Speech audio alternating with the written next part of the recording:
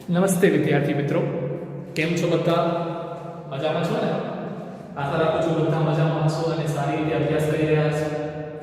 મિત્રો, ગયા વખતે જ્યારે આપણે વિડિયો લેક્ચરમાં મળ્યા ત્યારે આપણે ચોથો ચેપ્ટર પૂરો કરી દીધો હતો, દ્વિચલ સુરેખ સમીકરણ. મેં તમને કીધું હતું આવતા વિડિયો લેક્ચરમાં આપણે નવો ચેપ્ટર જે આવનારી એકમ કસોટીમાં પણ આવવાનો છે, ચેપ્ટર નંબર 11 તે શરૂ કરવાનો છે. તો આવો આ ચેપ્ટર નંબર 11 ની શરૂઆત કરીએ. મેં તમને ગયા વિડિયો લેક્ચરમાં જ કીધું હતું કે આ ચેપ્ટરમાં પણ બે ભાગ છે, એક સ્વાધ્યાય 11.1 અને એના પહેલાનો ભાગ, એક સ્વાધ્યાય 11.2 અને તેના પહેલાનો ભાગ. પરંતુ સિલેબસ જે ઘટ્યો છે એમાં બીજો ભાગ કાઢી નાખવામાં આવ્યો છે, એટલે માત્ર સ્વાધ્યાય 11.1 અને એના પહેલાનો ભાગ આટલું જ કરવાનું છે. તો હાલો શરૂઆત કરીએ. તો સ્વાધ્યાય 11.1 માં જવા પહેલા આગળ ઉદાહરણ તરીકે ત્રણ અલગ અલગ રચનાઓ આપી છે. આ રચનાઓ તમારે સરસ રીતે સમજવાની છે, કેમ કે ધોરણ 10 ની જેટલી રચનાઓ આવશે એમાં બધી વસ્તુ મુખ્ય બેઝ પાયાનું કામ કરશે. અને અહીંયા સ્વાધ્યાય 11.1 આવશે, એમાં પણ આ ત્રણ વસ્તુઓ જે અત્યારે શીખવા જઈ રહ્યા છો એના ઉપયોગથી જ બધું બનશે. તો સૌથી પહેલે તમે લોકો તમારી પાસે રાઉન્ડર એટલે કે પરિકર, ફૂટી, પેન્સિલ, રબર, સંચો, આ બધું જે આખું જ્યોમેટ્રિકલ બોક્સ હોય, કંપાસ બોક્સ આપણું એ તૈયાર રાખજો, એના સિવાય થશે નહીં. તો ચાલો શરૂઆત કરીએ. એક વસ્તુ તમને હું કહી દઉં, તમે તમારી નોટબુકમાં લખતા હો જ્યારે આ ચેપ્ટર, ત્યારે તમારી નોટબુકના બે પાના હોય, આ તમારી બુક છે, બે પાના છે, એક આ સાઈડ એક આ સાઈડ. તો ધ્યાન રાખજો, હંમેશા એક બાજુના પાના ઉપર રચના ડ્રો કરજો અને એક બાજુના પાના ઉપર લખાણ હશે, લખાણ જેને કહેવાય મુદ્દાઓ, સ્ટેપ્સ, કે આ વસ્તુ જે અહીંયા બનાવી છે એ કેમ બનાવી છે, સ્ટેપ બાય સ્ટેપ એનું વર્ણન કરો. તો અહીંયા સ્ટેપ 1, સ્ટેપ 2, સ્ટેપ 3, મુદ્દો 1, મુદ્દો 2, એ રીતે 7-8 મુદ્દા આવશે, અહીંયા 5-6 મુદ્દા આવશે. તો એક જગ્યાએ લખાણ કરવાનું, એક જગ્યાએ રચના બનાવવાની. આ રીતે નિયમ રાખવાનો હંમેશા, કે તમારી નોટબુક સુંદર અને સારી રીતે મસ્ત તમારી ડેકોરેટ થઈ રહે. બરાબર? તો ચાલો શરૂઆત કરીએ આપણે આ ત્રણ રચનાઓની. આ ત્રણ રચનાઓ જે છે એમાંથી આ પહેલી બે રચનાઓ આ જનરલ છે. તો પ્રશ્નમાં જ્યારે પૂછાય ત્યારે આવી રીતે ન પૂછાય. સમજાવું તમને હું શું કહું છું. રચના એક છે, આપેલ ખૂણાનો દ્વિભાજક રચવો. દ્વિભાજક મતલબ એવી કોઈ વસ્તુ જે આપેલ ખૂણાને બે સરખા ભાગમાં વિભાજિત કરે, ડિવાઇડ કરે, બે ભાગલા પાડી નાખે. કોઈ એક ખૂણો તમે માની લો રાઉન્ડ પ્રોટેક્ટર કોણ માપક થી તમે માની લો 90 ડિગ્રીનો ખૂણો બનાવો છો, બિલકુલ કાટકોણ. હવે હું તમને કહું આના બે ભાગ કરો સરખા, તો તમે અહીંયાથી કાંઈક તમને ડ્રો કરવું પડશે ને. તો અહીંયા 45 થાય અને અહીંયા 45 થાય, તો ટોટલ 90 થઈ જાય. તો આ કિરણ વચ્ચે આવશે ત્યારે જ તો આપેલો ખૂણો જે હતો 90 એના બે ભાગ થશે, નહીં તો ભાગ નહીં થાય. એટલે આ કિરણ જે છે એને કહેવામાં આવે દ્વિભાજક. તો આપણે પરીક્ષામાં પ્રશ્ન આવે ને તો જો અહીંયા શું લખ્યું છે, આપેલ ખૂણાનો દ્વિભાજક રચવો. તો આપેલ ખૂણો એટલે કયો? અહીંયા તો મેં તમને ઉદાહરણ માટે 90 ડિગ્રી કીધું, પણ આમાં તો કાંઈ નથી આપ્યું. તો અગર એક્ઝામમાં આવો પ્રશ્ન આવે તો એમાં એક ખૂણો તો આપવો પડે. એમાં એમ લખ્યું હોય કે માની લો કે 50 ડિગ્રીનો ખૂણો બનાવો અને તેનો દ્વિભાજક રચો. 50 ડિગ્રીનો ખૂણો બનાવો અને તેનો દ્વિભાજક રચો. તો પ્રશ્નમાં એવું આવે એક્ઝામમાં, તો તમારે 50 ડિગ્રીનો ખૂણો કોણ માપક, તમને ખ્યાલ છે ને કોણ માપક, તમે પહેલે એક આવું સીધો કિરણ દોરી લો, એના ઉપર કોણ માપક રાખો અને 10 20 30 40 50 જ્યાં આવતો હોય ત્યાં તમે આનું ડ્રો કરી નાખો, એટલે આ 50 ડિગ્રી વાળો એંગલ બની જાય. અહીંયા હું 50 નથી બનાવતો, અંદાજે બનાવું છું. આ તો માત્ર તમને કહું છું કે એવી રીતે એક્ઝામમાં પહેલા 50 બનાવી નાખવાનું, એક આમ સીધું, અને પછી 10 20 30 40 50 જ્યાં આવતું હોય ત્યાં બનાવી નાખવાનું 50 ડિગ્રી એંગલ. બરાબર? એ છે કે અહીંયા તો આપ્યું નથી.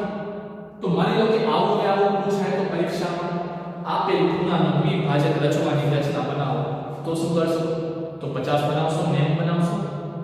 તો જવાબ છે કાંઈ પણ બનાવજો, કોણ માપક વગર. આ માની લો કોણ માપક વગર બનાવ્યો છે ને, મેં ક્યાં 50 માપ્યો તો કોઈ પણ એક બનાવી નાખવાનું. જો કાંઈ ન આપ્યું હોય તો, અને આપ્યું હોય તો કોણ માપકથી એટલો જ બનાવવાનો. આ શરૂઆત થઈ. હવે કરવાનું શું છે? દ્વિભાજક રચવાનું છે, એટલે બે સરખા ભાગલા પડવા જોઈએ. તો કેવી રીતે પડશે ચાલો સમજીએ. તમારું રાઉન્ડર પરિકર તૈયાર રાખજો પેન્સિલ નાખીને. બહુ સિમ્પલ છે. સૌથી પહેલા તમે તમારું પરિકર અહીંયા રાખવાનું છે. આને નામ આપી દેવાનું. અહીંયા માની લો લખી નાખો x, અહીંયા લખી નાખો y, અહીંયા લખી નાખો z. એટલે આ આપેલો ખૂણો થઈ ગયો x y z. y point પર તમારો પરિકર રાખવાનો. તમારે પરિકરમાં પેન્સિલ નાખેલી છે, પરિકર રાખવાનો. પરિકરને મજા આવે એટલો ખોલવાનું. કોઈ ફિક્સ માપ નથી. કોઈ થોડું ખોલે, કોઈ વધારે ખોલે, આખું ન ખોલી નાખતા. અંદાજિત ખોલવાનું કંઈ પણ. પરિકર અહીંયા રાખવાનું અને આવી રીતે પરિકરને ચલાવવાનો. ચાપ પરિકર તમે અહીંયા રાખી અને આમ તો તમે જુઓ પરિકર અહીંયા રાખો તો તમે આખો વર્તુળ દોરી શકો ને. તમે આખો વર્તુળ સર્કલ દોરી શકો, પણ આખો સર્કલ નથી દોરવાનો, આખો વર્તુળ નથી દોરવાનો. એનો એક નાનકડો ટુકડો દોરવાનો છે. તો વર્તુળનો જે નાનકડો ટુકડો હોય ને એને ચાપ કહેવાય. ઇંગ્લિશમાં એને કહેવાય આર્ક, ARC આર્ક. તો તમારે અહીંયા આર્ક બનાવવાનો છે, ચાપ બનાવવાનો છે. તો અહીંયા રાખો રાઉન્ડર. ગમે એટલો રાઉન્ડર ખોલી લો, એક ચાપ લગાડો આવી રીતે. આખો નહીં બનાવવાનો સર્કલ, થોડોક ચાપ લગાડો. ચાપના બંને બિંદુઓને નામ આપી દો P અને Q. હવે તમારો રાઉન્ડર વળી પાછો ઉપાડો, એને P ઉપર રાખો અને પહેલા જેટલું ખોલેલું હતું એટલું જ ભલે પડ્યું. ઓછું વધુ ન કરો ચાલશે, અને ઓછું વધુ કરશો તોય ચાલશે. તો રાઉન્ડરને P ઉપર રાખો અને અહીંયા એક ચાપ મારો હવામાં આવી રીતે. આખાને ભટકાવવાની જરૂર નથી. નાનકડો ચાપ અહીંયા હવામાં મારો, અહીંયા રાખી. પછી હજી પરિકર એટલો ને એટલો ખુલ્લો, ઓછું વધુ ન કરતા. હવે અહીંયા રાખો Q ઉપર. વળી પાછો એક ચાપ લગાડો તો આવી રીતે એક ચાપ આવશે. Q ઉપર રાખીને લગાડશો તો આવી ચાપ આવશે. આ બંને ચાપ એકબીજાને જરૂર છેદશે, જરૂર છેદશે. ઈ છેદ બિંદુને પણ કંઈક નામ આપી દો. માની લો R, કંઈ પણ નામ આપી દો. હવે આ બિંદુ Y ને આ બિંદુ R સાથે ફૂટ પટ્ટીથી જોડી દો. આ બિંદુ Y ને આ બિંદુ R સાથે ફૂટ પટ્ટીથી જોડી દો. તો આ જે કિરણ બન્યું, કિરણ YX, આ કિરણ YX ને છે R, આ કિરણ YR જે છે એ આપણો માંગેલો દ્વિભાજક છે. કેમ કે એ વચ્ચે આવ્યો તો એને આપેલા ખૂણાના બે ભાગલા કરી નાખ્યા. તો જે વસ્તુ આપેલા ખૂણાના બે ભાગલા કરે એ વસ્તુને દ્વિભાજક કહેવામાં આવે. સમજ્યા? એટલે આ દ્વિભાજક બની ગયું. આ રચના પૂરી. હવે અહીંયા શરૂઆતનો ખૂણો મેં એમને બનાવ્યો હતો. માપીને જો બનાવ્યો હોત ને 50 ડિગ્રી અથવા 90 ડિગ્રી, અને પછી આ દ્વિભાજક આવી જાય અને પછી તમે જો વળી પાછો કોણ માપકથી માપત જો તમે, તો તમને દેખાત કે પરફેક્ટ બે ભાગલા થઈ ગયા છે. અગર એક હતો 90 ડિગ્રી તો બંને 45 ન થઈ ગયા છે. અગર એક હોત 50 તો બંને 25 ન થઈ ગયા હોત. એટલે પરફેક્ટ વગર કોણ માપકે બે ભાગલા થઈ ગયા. બરાબર? તો આ રચના અહીંયા પૂરી થઈ. હવે એના પહેલા કે હું એના પછીની રચનામાં જાઉં, હજી એક વસ્તુ અહીંયા તમારે એક્ઝામમાં હંમેશા લખવાની હશે. એ વસ્તુ છે રચનાના મુદ્દાઓ. હંમેશા હું તમને એકવાર શીખવાડી દઉં છું, વારંવાર શીખવાડવાની જરૂર નથી. શું છે રચનાના મુદ્દાઓ? હું તમને કહું. મેં તમને થોડીક વાર પહેલાં કીધું ને કે રચનાના મુદ્દાઓ એટલે તમે જે રચના બનાવી એ કેવી રીતે બનાવી છે, એના સ્ટેપ શું હતા, પહેલે શું બનાવ્યું, પછી શું બનાવ્યું, એને માત્ર લખવાનું છે. તો કાંઈ નવું નથી. અને મહેરબાની કરીને હું લખાવું એને ગોખવાની જરૂર નથી. પોતાના શબ્દોમાં પોતાના નામ આપીને તમે લખી શકો છો એક્ઝામમાં પણ, એટલે ગોખી જવાની કોઈ જરૂર નથી તમારે. જો તમને હું સેમ્પલ બતાવું, બીજી રચના પછી ચાલુ કરાવીશ, પહેલાં આનો સેમ્પલ બતાવું તમને હું કે કેવી રીતે આના મુદ્દાઓ લખાય. એટલે બીજી રચનાઓ જ્યારે હું કરાવું ત્યારે તમે એમાં મુદ્દાઓ પોતે લખી શકશો. હંમેશા નહીં લખાવું, કેમ કે એ પોતાના શબ્દોમાં જ લખવાના છે. ઓકે, તો એકવાર સમજાવું છું, જોજો કેમ લખાય. અહીંયા લખાય મુદ્દા નંબર 1. મુદ્દો નંબર 1, સૌથી પહેલા શું કરવું આપણે? કોઈ પણ એક ખૂણો બનાવ્યો હતો 50 અથવા 90 માપ તો આપ્યો નતો. એ ખૂણાનું નામ શું હતું? x y z. તો લખું છું અહીંયા કોઈ પણ યાદચ્છિક એટલે પોતાની મરજી મુજબ કોઈ પણ યાદચ્છિક ખૂણો x y z બનાવો. આ હતો ને આપણો પહેલો સ્ટેપ. કોઈ પણ એક ખૂણો x y z બનાવો. પછી મુદ્દો નંબર 2. મુદ્દા નંબર 2 શું કહ્યું? પછી અહીંયા પરિકર રાખ્યો હતો અને એક ચાપ લગાડ્યો હતો અને આ બે બિંદુઓને p ને q નામ આપ્યા હતા. તો લખું છું પરિકરની મદદથી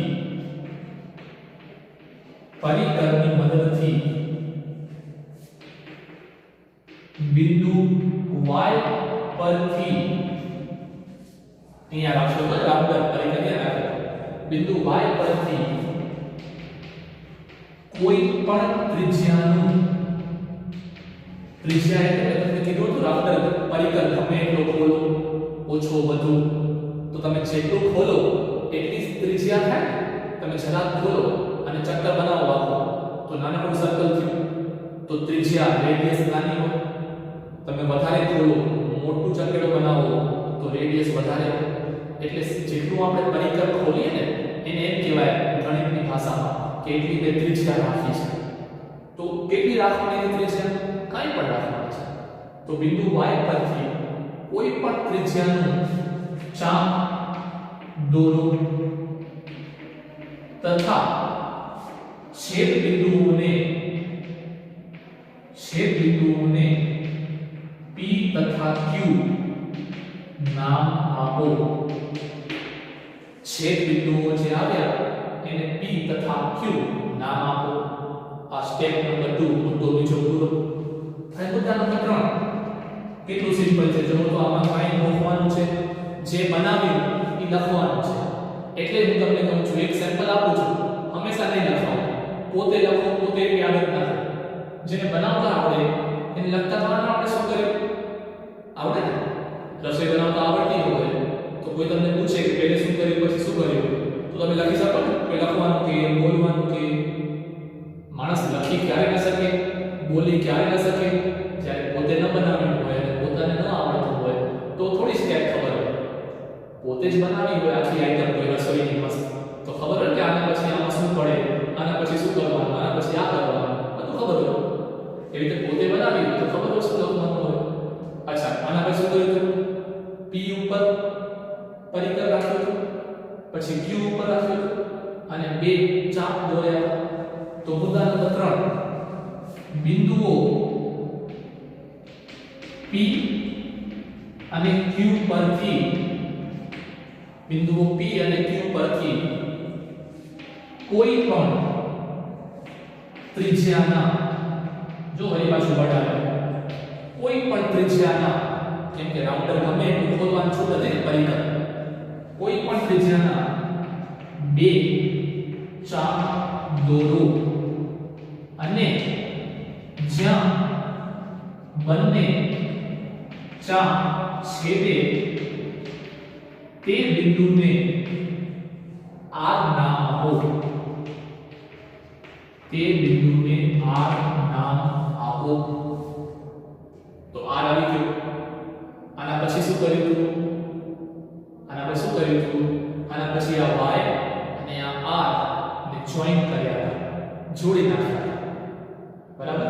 લખું છું મુદ્દા નંબર 4 મુદ્દા નંબર 4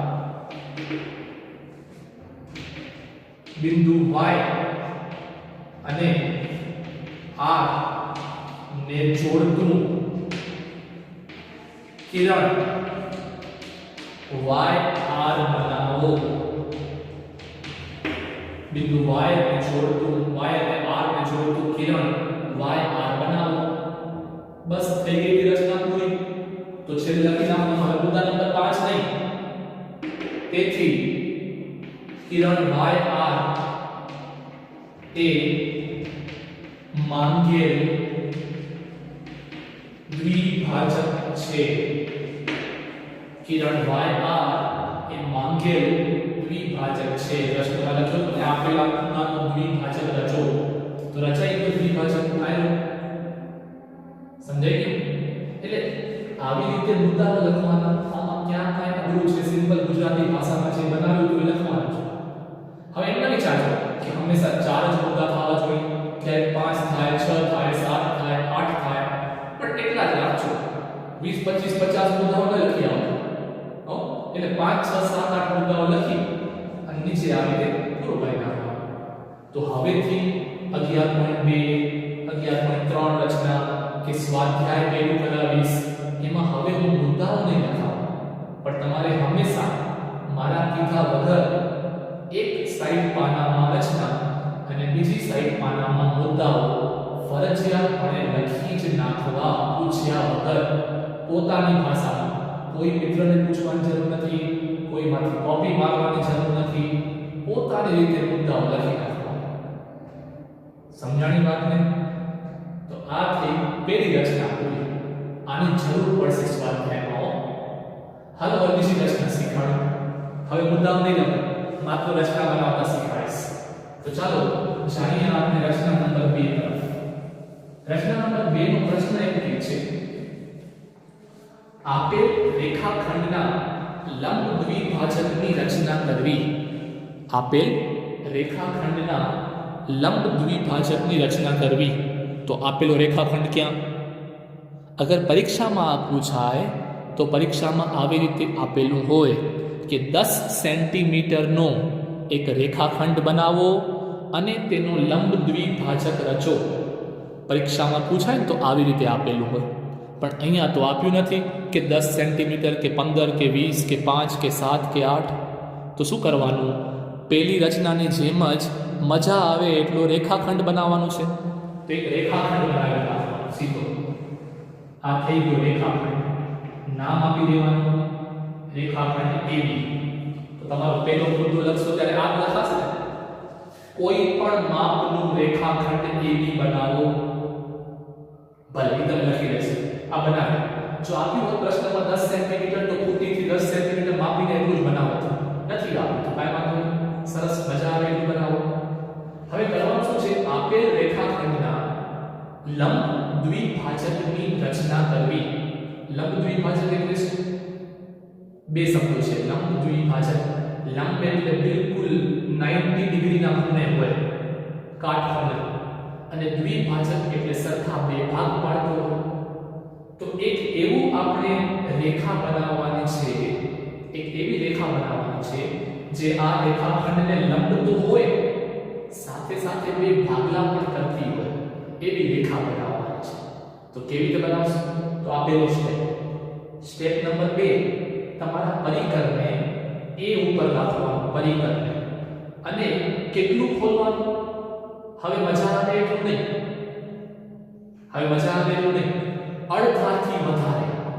અડધાથી વધારે એટલે જેમ કે આ માની લો 10 સેન્ટીમીટર છે તો 5 થી વધારે એટલે કાં તો 6 સેન્ટીમીટર કાં તો 7 કાં તો 8 એટલું ખોલવાનું રાઉન્ડર પણ અહીંયા તો માપ આપ્યો નથી ને 10 છે કે 15 છે કે શું છે તો શું કરવાનું થોડું આનો ઉપયોગ કરવાનો અહીંયા રાઉન્ડર રાખો અને હું રાઉન્ડરને આટલો ખોલું આટલે સુધી અહીંયા સુધી આટલું તો અડધાથી વધારે થઈ ગયું ન થઈ ગયું માપવાની જરૂર થોડું હોય દેખાઈ આવે ને સામાન્ય રીતે તો કે અડધો અહીંયા થતો હશે તો અડધાથી વધારે એટલે પરિકર અહીંયાથી કરીને આટલો ખોલવું પરિકર તો અડધાથી વધારે પરિકર ખોલી A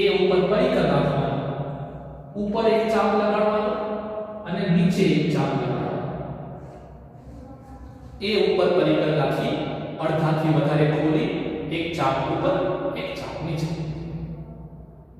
હવે આવવાનું ત્રીજો સ્ટેપ, બિંદુ બી ઉપર આવવાનું.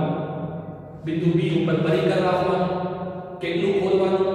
જેટલું ઓલરેડી ખોલેલું પડ્યું છે એટલું જ. આમાં જે આ અડધાથી વધારે ખોલ્યું હતું ને એટલું જ ખોલેલું રાખવાનું, ને ઓછું કરવાનું ને વધારે. બી ઉપર રાખવાનું રાઉન્ડર તમારો પરિકર.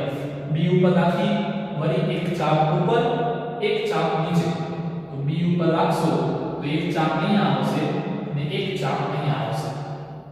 100% એ ઉપરથી લગાડેલી બે ચાપો અને બી ઉપરથી લગાડેલી બે ચાપો એકબીજાને છેદશે જ.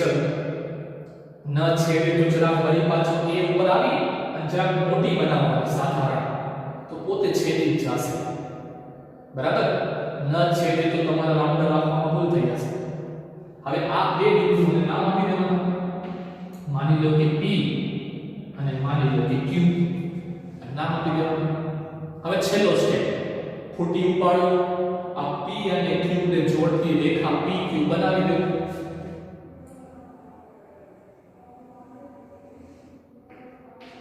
P અને Q ને જોડતી રેખા PQ બનાવી દો. મેં તો અહીંયા હાથથી બનાવ્યું છે એટલે પરફેક્ટ કદાચ સીધી ના આવી હોય તો તમે જોશો ને તો આ બિંદુ અહીં નામ આપી દો C માની લો. તો આ AC અને આ CB આ બંને સરખા ટુકડા થઈ ગયા હશે. મતલબ અગર ટોટલ 10 હતું તો આ ટુકડો 5 અને આ ટુકડો 5 એવું થઈ ગયું હશે ઓટોમેટિક. એટલે 4 સ્ટેપમાં પૂરું થઈ ગયું. તો દ્વિભાજક કોણ થયો? પ્રશ્ન શું હતો? આપેલા રેખાખંડનો લંબ દ્વિભાજક બનાવો. તો આ આપેલો રેખાખંડ હતો અને લંબ દ્વિભાજક કોણ છે? રેખા PQ. તો બસ રચના પૂરી. બીજા નંબરની રચના પૂરી. રેખાખંડ આપેલો હતો AB, એનો લંબ દ્વિભાજક બની ગયો, જે એને લંબ પણ છે. આ તમે ચેક કરી શકો છો. આ તો બે સરખા હશે જ. આ જે આવ્યું હશે એ પરફેક્ટ અહીંયા 90 ડિગ્રી બનતું હશે. લંબ પણ હશે જ. સમજ્યા? એટલે આ લંબ દ્વિભાજક બની ગયું. ચાલો હવે આપણે આગળ વધીએ ત્રીજી રચના તરફ. ત્રીજી રચના છે પ્રશ્નમાં આપેલ કિરણના ઉદ્ભવ બિંદુએ 60 ડિગ્રી માપના ખૂણાની રચના કરવી. આપેલ કિરણના ઉદ્ભવ બિંદુએ, ઉદ્ભવ બિંદુ એટલે જ્યાંથી કિરણ શરૂ થતું હોય એ બિંદુ.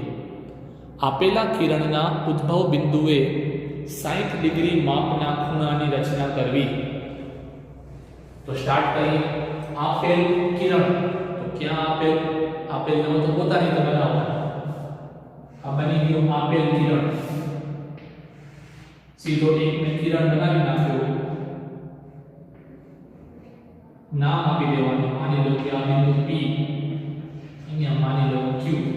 તો આ PQ એ આપેલ કિરણ છે. તો સ્ટેપ નંબર 1 થઈ ગયો. મુદ્દા નંબર 1, કોઈ પણ માપનું યાદચ્છિક કિરણ PQ બનાવો. આ થઈ ગયું મુદ્દા નંબર 1. હવે શું કરવાનું છે? આપેલ કિરણના ઉદ્ભવ બિંદુ. તો આ કિરણનો ઉદ્ભવ બિંદુ કોણ છે? ઉદ્ભવ બિંદુ છે P. તો P પાસે 60 ડિગ્રીનો ખૂણો બનાવવાનો છે. આ P પાસે જો હું આવી રીતે બનાવી નાખું આવું, તો P પાસે 90 બની ગયું. 90 નહીં, મને 60 બનાવવાનું છે. એટલે કંઈક આ પ્રકારનું અહીંયા કંઈક આવશે. તો અહીંયા 60 ડિગ્રી બની જશે. પણ કેવી રીતે બનાવવાનું છે એની જ ખાસિયત છે. તમે કહેશો સર એમાં કઈ મોટી વસ્તુ છે? અહીંયા કોણ માપક રાખો, પ્રોટેક્ટર, એમાં 10 20 30 40 50 લખેલા જ છે.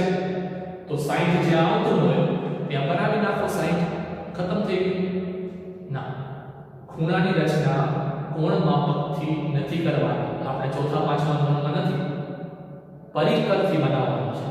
કોણ માપક વાપર્યા વગર ખાલી પરિકરની મદદથી જાદુની રીતે ઓટોમેટિક પરફેક્ટ 60 આવી જવું જોઈએ. પરફેક્ટ 60 આવી જવું જોઈએ. કેવી રીતે આવશે જો? તો આ સ્ટેપ નંબર 1. હવે સ્ટેપ નંબર 2, પોઈન્ટ P, બિંદુ P ઉપર રાઉન્ડર રાખવાનું. પરિકર, બિંદુ P ઉપર પરિકર રાખવાનું, બિંદુ P ઉપર પરિકર રાખ્યું, પરિકરને મજા આવે એટલું ખોલવાનું, અહીંયા અડધાથી વધારે કેવું થાય, મજા આવે એટલું ખોલવાનું અને એક ચાપ મારવાનું. તો P ઉપર પરિકર રાખ્યો, મજા આવે એટલો ખોલ્યો અને એક ચાપ લગાડ્યો, આખો વર્તુળ ન બનાવતો, ચાપ થાય, બરાબર. હવે આ બિંદુનું નામ આપી દેવાનું, માની લો કે R, માની લો કે R. હવે ત્રીજો સ્ટેપ, R ઉપર પરિકર રાખવાનો, એટલે કે રાઉન્ડર અહીંયા R ઉપર, અને પરિકર એટલું જ ખુલ્લું રાખવાનું જેટલું પહેલે હતું. અહીંયા રાખીને તમે જ્યારે ચાપ બનાવ્યું હતું ને ત્યારે તમે પરિકર જેટલું ખોલ્યું હતું એટલું જ ખુલ્લું રાખવાનું. હવે R ઉપર રાખી, તો R ઉપર રાખ્યો પરિકર, એટલું જ ખુલ્લું છે, બગડ્યું નથી, એક ચાપ મારવાનો કંઈક આ પ્રકારે, આખું વર્તુળ નથી બનાવવાનું, ચાપ મારવાનો છે. અને ચાપ અહીંયા રાખીને આ બાજુ હવા નથી મારવાનો, અહીંયા મારવાનો છે. તો 100% પહેલા મારેલો ચાપ અને બીજો મારેલો આ ચાપ 100% બંને એકબીજાને છેદશે. ઈ બિંદુને માની લો S નામ આપી દો, ઈ બિંદુને S નામ આપી દો. છેલ્લો સ્ટેપ, બિંદુ P અને બિંદુ S ને ફૂટીની મદદથી જોડી નાખો, ફૂટીની મદદથી જોડી નાખો અને અહીંયા માની લો નામ આપી દો T. રચના પૂરી. કેમ રચના પૂરી? પ્રશ્નમાં પૂછું તો 60 ડિગ્રી બનાવો, તો ક્યાં 60 બની ગયું પોતે પોતે, રચના પૂરી. હવે તમે કોણ માપક ઉપાડજો, રાખજો તમારો કોણ માપક અહીંયા આમ છે, તમે રાખતા હો છો, તમને દેખાશે કે આ તીર જ્યાંથી જાતો હશે ને, આ વાળો તીર, એ પાકું તમારા કોણ માપકમાં અહીંયા 60 નંબર હશે. એટલે વગર કોણ માપકનો ઉપયોગ કરે આ ઓટોમેટિક 60 ડિગ્રીનો ખૂણો બની ગયો. આ ત્રણમાંથી આ સૌથી વધારે મહત્વની રચના, કેમ કે સ્વાધ્યાયમાં આવા ઘણા બધા ખૂણાઓ હશે કે 90 ડિગ્રી બનાવો, 45 બનાવો, તો એમાં સૌથી પહેલે શરૂઆત જ આનાથી થશે, પછી આ બંનેના ઉપયોગ આવશે એની અંદર. એટલે આ ત્રણ રચનાઓ મૂળભૂત પાયાની રચનાઓ છે, આ ખાસ કરીને શીખી લેજો, બરાબર. આ તમને હજી એકવાર જોવું હોય તો વિડિયો જ છે, ફરીથી રિપ્લે કરી દેજો, એટલે હું રિવિઝન નથી કરાવતો, વિડિયો જ છે ને, રિપ્લે કરતા કેટલી વાર લાગે. એટલે આ થયો 60 ડિગ્રીનો ખૂણો, બરાબર. તો અહીંયા આ ઉદાહરણની ત્રણ રચનાઓ પૂરી થાય છે. રચના 11.1, 11.2 અને 11.3. હવે જે આવશે એ આવશે સ્વાધ્યાય 11.1. હવે જે આવશે એ આવશે સ્વાધ્યાય 11.1. એની અંદર 5 પ્રશ્નો છે. એ 5 માંથી એક પ્રશ્ન અત્યારે કરાવવાનો છે, એક પ્રશ્ન જે થોડો અલગ છે, બાકી બધા પ્રશ્નો સરખા છે, બાકી બધા ચારે ચાર પ્રશ્નો સરખા છે. એટલે એને આપણે આવતા વિડિયો લેક્ચરમાં લઈશું, જેથી એક સાથે રહે. તો એક પ્રશ્ન કરાવી દઉં છું, પ્રશ્ન નંબર 5. હા, ફરી પાછું યાદ કરાવી દઉં, જેટલી રચનાઓ બનાવી બધામાં મુદ્દાઓ લખવા ફરજિયાત છે, બધામાં મુદ્દાઓ લખવા ફરજિયાત છે, એટલે ભૂલજો નહીં. ચલો સ્વાધ્યાય 11.1 ની વાત કરીએ. સ્વાધ્યાય 11.1 પ્રશ્ન નંબર છે અત્યારે હું કરાવવા જઈ રહ્યો છું, એ છે પ્રશ્ન નંબર 5. પ્રશ્ન નંબર 1 થી 4 આપણે આવતા વિડિયો લેક્ચરમાં ભણીશું. ઓકે, પ્રશ્ન નંબર 5 એમ કહે છે, આપેલ બાજુઓના માપવાળા સમબાજુ ત્રિકોણની રચના કરો.